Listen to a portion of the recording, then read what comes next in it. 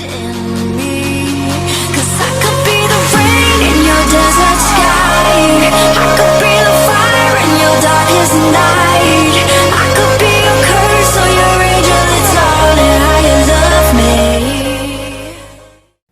Hi stars, my name is Galaxia and we'll be watching some Creepypasta.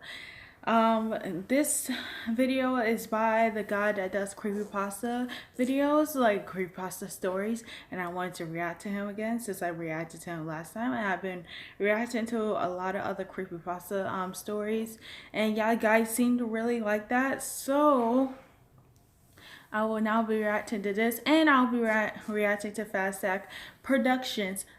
I said it right. Productions. And later on, since you guys seem to really like when I reacted to their animation of creepypastas. If you want me to continue, please just hit that like button down below and view this video and share this video and subscribe. I'm almost to 100 subscribers, and when I hit 100 subscribers, I will be doing a special video for you guys. If you want me to do a special video, put it in the comments down below saying what kind of video you want me to do or challenge, and let's go. I've kept my name anonymous. I'm not sure how to begin my story, but I'll do the best I can. I guess I'll start by informing you about the Blue's Clues show. For those of you to protect my privacy, I have kept my name anonymous. I'm not sure how to begin my story, but I'll do the best I can.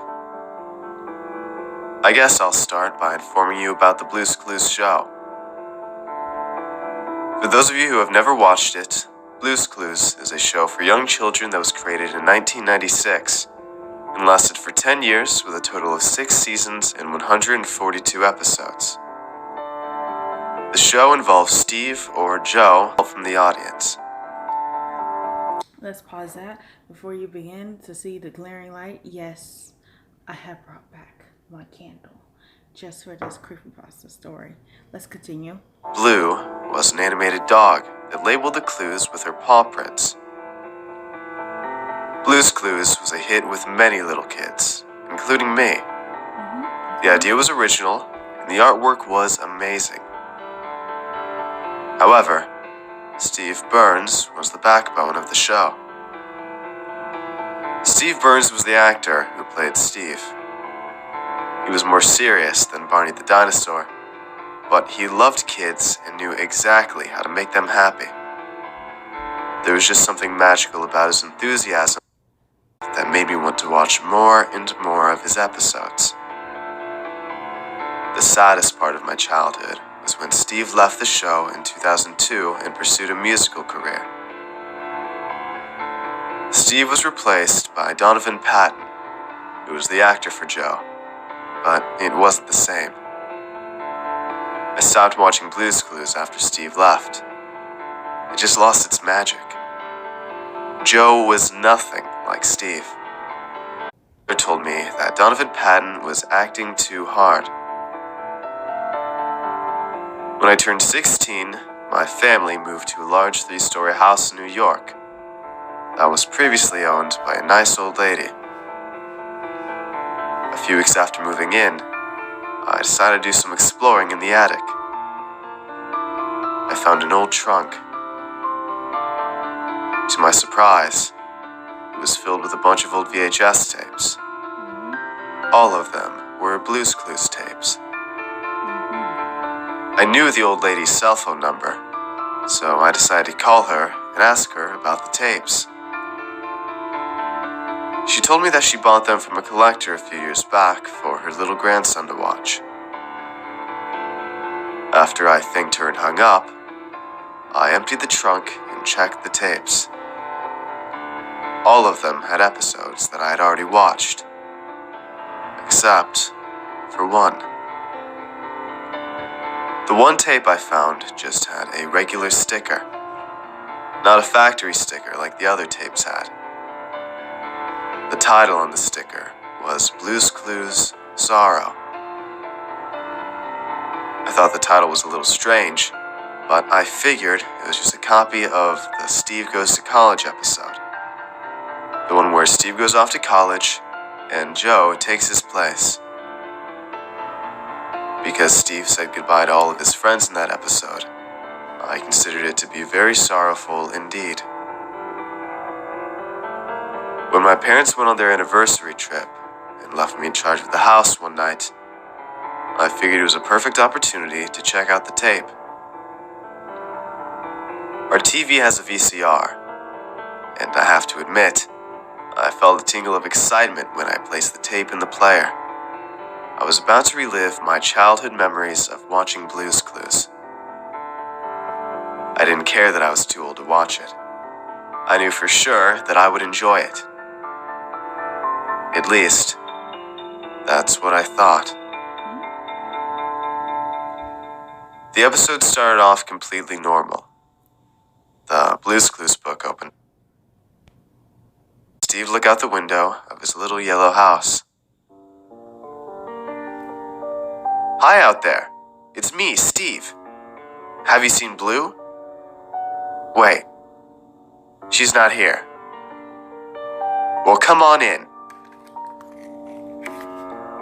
The front door opened, and Steve was in the living room, looking concerned. "I need to tell you something important. Blue is at the pet hospital, and she's having an operation on her heart. I hope she's okay." Steve stopped talking and looked down at the floor. The scene ended. The next scene showed Steve at the pet hospital. He sat in the waiting room without making a sound. He did nothing else but stare at the doors that led to the operating rooms. The surgeon opened the door, but she wasn't animation. She was a real person. What? She whispered in Steve's ear, but I could hear everything she said. Her heart stopped beating. We tried our best, but we couldn't get it to beat again. I'm sorry. The scene ended. What? The next scene started with a title card saying that a month had passed after Blue's funeral. A deep voice spoke. "There are 5 stages in the grieving process: denial, anger, bargaining, depression, and acceptance," the voice said. "Steve will experience 3 stages all at once: depression, anger, and mental illness." Steve was in his bedroom, lying in his bed. So what I'm thinking right now, I'm watching this go all through my head because I have a creative mind. And this episode, I think it's trying to show kids of what you'll go through if a death of a family member will happen, or probably not. Probably you're just emotionless.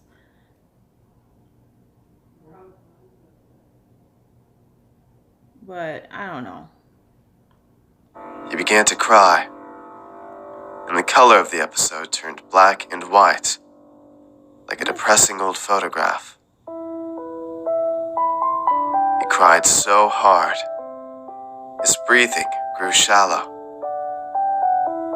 The scene ended. The next scene showed Steve sitting up in his bed.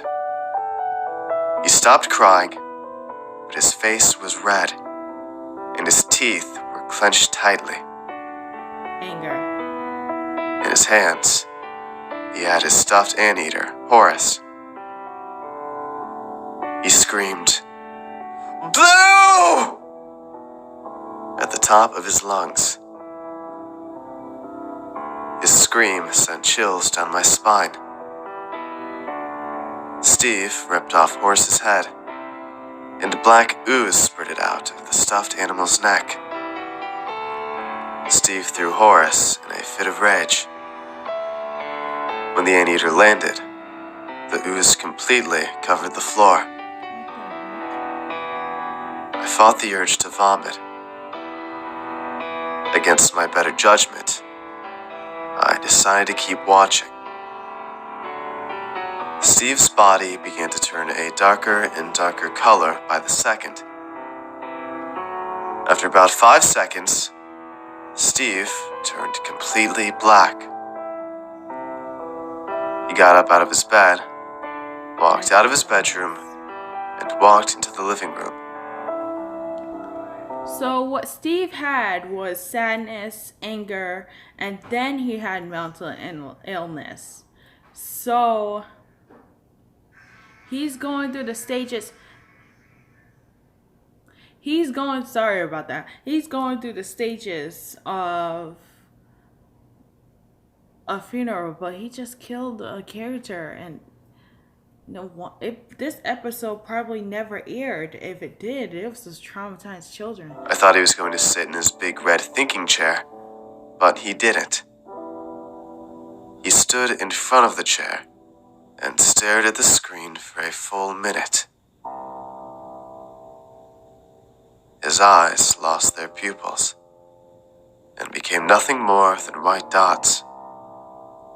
What? He started crying again, and white tears streamed down his face.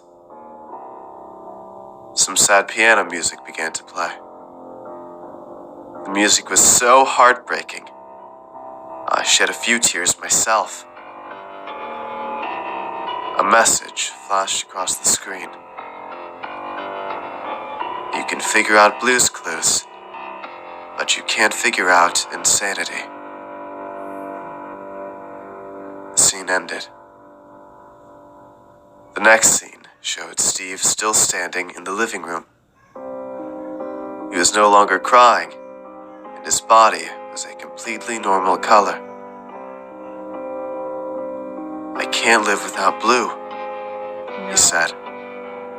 She was my best friend. She gave my life happiness and meaning. Without her, I have nothing to live for. The kids in the background that helped Steve find the clues started to cry and whimper. They shouted, "Please don't do it, Steve. We love you.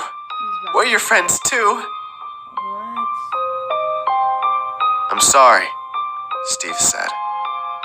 "I'm sorry if I break your hearts for doing this, What? but I have no choice. Goodbye." He held up a container. The camera zoomed in on the label, which said potassium cyanide. That's poisonous. Steve had a calm look on his face as he swallowed the contents of the container. He instantly collapsed. He foamed at the mouth, and his body twitched and thrashed on the floor like he was being electrocuted. He eventually stopped moving, and I knew that he was deceased. The episode finally ended as the TV cut to static. I sat still, dazed. It took my brain a few minutes to comprehend what I just watched. I made the decision then and there to play detective and to find out where in the world this episode came from. I looked up the name of the episode online, but came up with nothing. It was never aired. I knew that the company Viacom owned Blue's Clues, because their company name was shown on the factory stickers of the other VHS tapes. After a bit of research, I wrote a letter to the Viacom headquarters. I told them about my experience and asked if they knew where the tape came from. 2 weeks later, I got a reply in the mail. "Dear Mr. Name withheld, thank you for taking the time to write to us. We were quite surprised by your story about the unaired episode of Blue's Clues that you discovered. We are grateful that you contacted us concerning it. We can personally assure you that Viacom Media Networks, as well as Viacom, claims no ownership or liability whatsoever regarding the episode. However, we still feel that an explanation is in order. Unfortunately, we are unable to provide details of the tape's creation, What? as we simply do not know how this happened. Back in 2002, we received a VHS tape in a package with no return address. The words Mr. Ted were written on the package.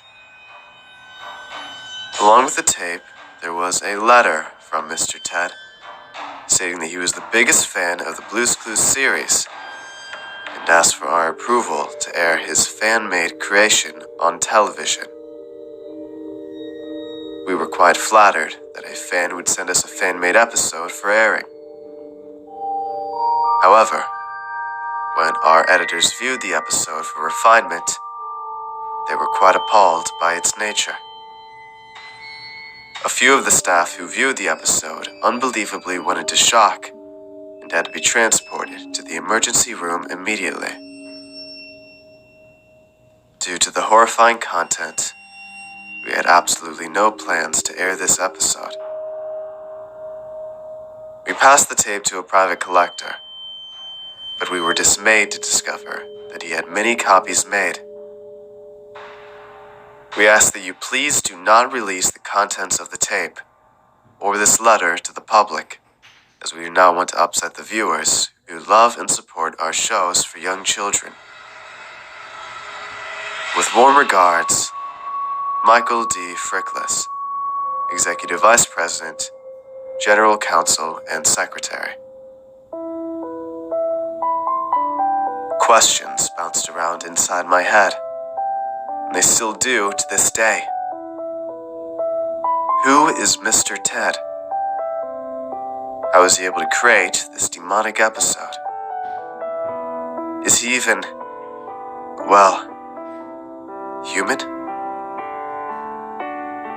Out of respect for Viacom, I'm afraid I cannot provide any footage.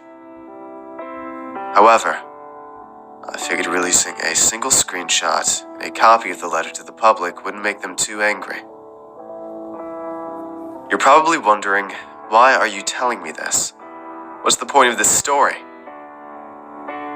To be honest, I just wanted to get it off my chest. What?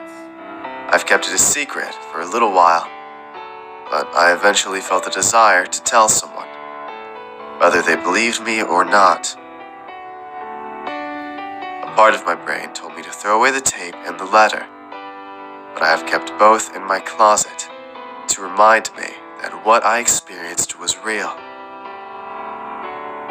I now realize that some so-called fans of TV shows are not as normal as you might think they are.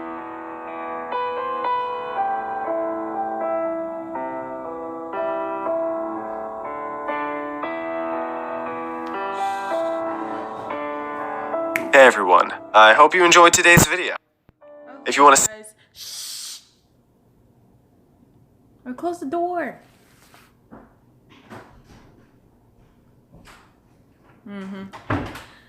Okay, guys, sorry about that. That is the end of the video. I'm very surprised.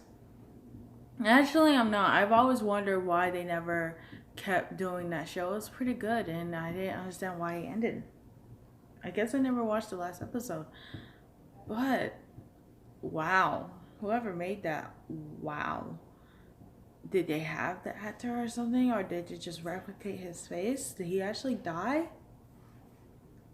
I have a lot of questions flowing through my head during all that video. I'm sorry I didn't talk a lot. It was just very surprising for me. I bet it's very surprising for y'all when y'all watch this. I don't even know what to think about this. Like, I've seen other TV shows and I've seen how people like try to revert it to something else. Like, remember that one TV show? I can't remember what it was called, but it had a baby son for some reason. It was very creepy to me, and I would never watch it. Even when I was a little girl, I still find it creepy to this day. I don't even, when I find out what it is, I'll let y'all know on the next episode. Probably not. I'm probably not even gonna look that up. I found it, I think it was called Timmy Tummies or something. Something with tummies. I don't know. But so guys, that is the end of this episode. I am sorry for putting that on. I did not know it was going to take that kind of a tragic turn. My name is Galaxia. Girl I was just talking to is something on my call, which I will also be putting in the description down below with my little sister's channel in the description down below. See y'all next video. Bye.